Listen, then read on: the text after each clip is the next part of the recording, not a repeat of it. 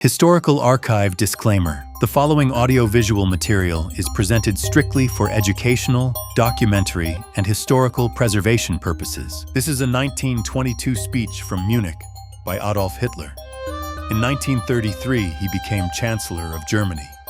The ideas here: blaming Jews for economic and national problems, portraying them as a foreign force dominating finance and politics, and calling for national awakening against supposed enemies, contributed to the path toward World War II and the Holocaust, where over 6 million Jews and millions of others were murdered, shared on Voices of History for educational purposes only. We strongly condemn anti-Semitism, hatred, discrimination, and genocide. What we are witnessing is a struggle that began over a century ago, the moment when Jews were granted the rights of citizens in European nations. That single act of so-called emancipation marked the beginning of a catastrophe. It granted equality to a people who were never meant to be equal, a people who have always existed as a nation within nations, pursuing their own interests while wearing the mask of citizenship. This transformation did not happen overnight. It crept forward gradually, first one concession, then another, still until a people who had been recognized as entirely foreign just 100 years before had obtained every right belonging to native Germans. The same pattern unfolded in economic life. As industry grew and masses of workers flooded into the cities, a new financial system arose. The stock exchange gained power over national economies. Banks extended their reach into every corner of commerce. And who stood at the center of this new financial order? I say to you plainly, it was not the German. The institutions of international finance operate according to principles entirely foreign to the German character. They serve interests that have nothing to do with the welfare of our people. Consider the difference between Western Europe and Central Europe.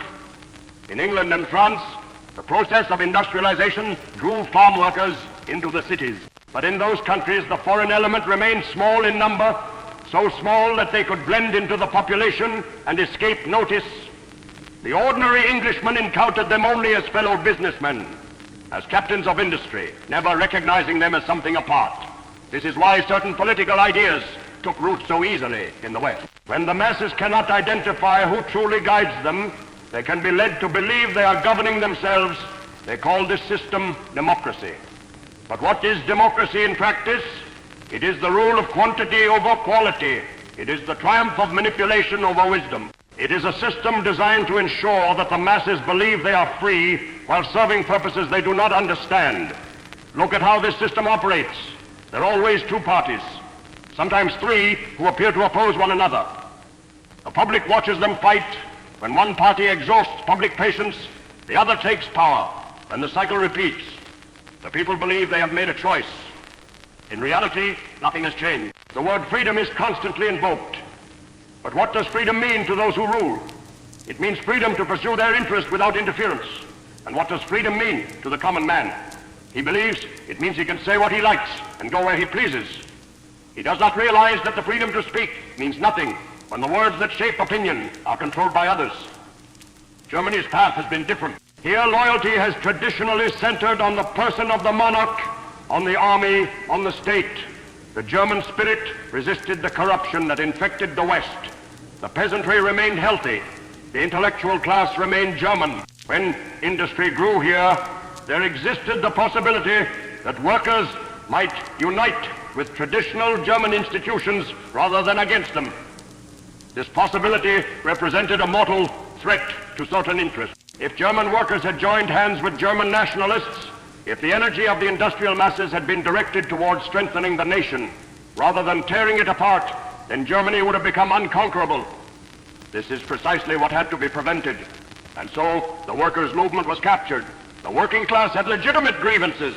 Their labor built the factories and generated the wealth, yet they lived in poverty while others prospered. A genuine workers' movement rooted in love of nation and people could have transformed Germany for the better. Instead, the movement was steered in a different direction. It was given an international character. Workers were taught to see themselves not as Germans first, but as members of a global class whose interests conflicted with their own nation. They were taught that patriotism was a trick used by their oppressors. Consider how perfectly this served certain purposes. A German worker who loves his country will fight to strengthen it. A German worker who has been taught to despise his country will fight to weaken it. The same energy directed toward opposite ends and the doctrine they were given. This Marxism, what does it actually teach? That property itself is theft, that the individual has no right to the fruits of his own labor, that everything must be held in common, controlled by those who claim to speak for the collective. What honest German could accept such a doctrine? What productive citizen could believe that his own efforts entitle him to nothing? The skilled worker, the engineer, the farmer who improves his land, they know in their bones that this theory is false. And so the intellectual class was driven away from the workers' movement. The people who might have provided real leadership were replaced by professional agitators whose loyalty lay elsewhere. Today we see the results of this long campaign. Look at Russia. There you can witness the final destination of this path. A once great civilization reduced to chaos, churches plundered, their treasures vanished without trace, the productive classes destroyed, millions starving while those in power live in luxury, an entire nation transformed into a colony to be exploited, and the same forces are at work here in Germany. Our economy deteriorates daily. Prices rise while wages buy less. Honest Germans struggle to feed their families while speculators grow rich from the nation's misery. The stock exchange celebrates while the factory worker despairs. Political life has become a circus. Those who should protect German interests instead grovel before foreign powers.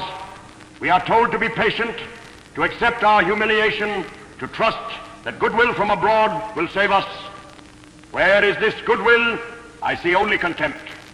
The other nations do not respect our weakness. They exploit it. Every concession we make is met with new demands. Every sign of submission invites further humiliation. Why does the world treat Germany this way? Not because of the German people, who have shown they desire only to live in peace and rebuild their nation. It is because powerful interests profit from German weakness. A strong Germany would upset arrangements that benefit others, and so Germany must be kept weak. The German people are beginning to awaken. The old slogans are losing their power. Workers no longer believe that international solidarity will improve their lives. They have seen how they are used as tools in conflicts they do not understand. They have watched their living standards fall while they are told that their suffering serves a higher purpose. The promise that foreign nations would treat us fairly if we only disarmed, if we only paid, if we only submitted. This promise has been exposed as hollow. We disarmed, they remained armed. We paid, they demanded more. We submitted, they despised us for it. Throughout Germany, men and women are beginning to ask different questions. They are beginning to see that the path they were told to follow leads only to ruin. They are searching for a new direction. This awakening terrifies those who benefit from German weakness. They see the old methods of control failing. They see a population that can no longer be managed with worn-out phrases. And they know that if this awakening continues, their position is doomed. What is the idea that threatens them so greatly? It is simply this, that the German nation must become a genuine community, that Germans of all stations, workers and managers, farmers and scholars, must recognize their common bond and work together for common goals, that the welfare of the nation must take precedence over the profits of speculators and the theories of internationalists. This idea is called many things by those who oppose it. They call it reaction. They call it extremism. They call it dangerous. I call it common sense. What is socialism? Properly understood, it is the recognition that we rise or fall together, that the prosperity of one German depends on the prosperity of all Germans, that a nation cannot thrive when millions of its people live in misery. The man who puts his people above himself, who sees Germany's future as more important than his personal comfort, who would sacrifice his own interests for the nation, that man understands true socialism. And what is nationalism? It is the recognition that the German people possess a unique character, a unique heritage, a unique destiny, that we have no obligation to dissolve ourselves into some abstract humanity, that our duty is to our own people first. These two ideas, national and social, are not opposites. They belong together. A movement that is truly national will care for all its people. A movement that is truly social will strengthen the nation that makes community possible. The struggle ahead will be difficult. Those who have thrived on German weakness will not surrender their position willingly. They control powerful instruments, the press that shapes opinion, the financial systems that control commerce, the international networks that can pressure any nation that defies them. They are already working to silence opposition. Laws are passed in the name of protecting the republic that are actually designed to protect those who are destroying the republic.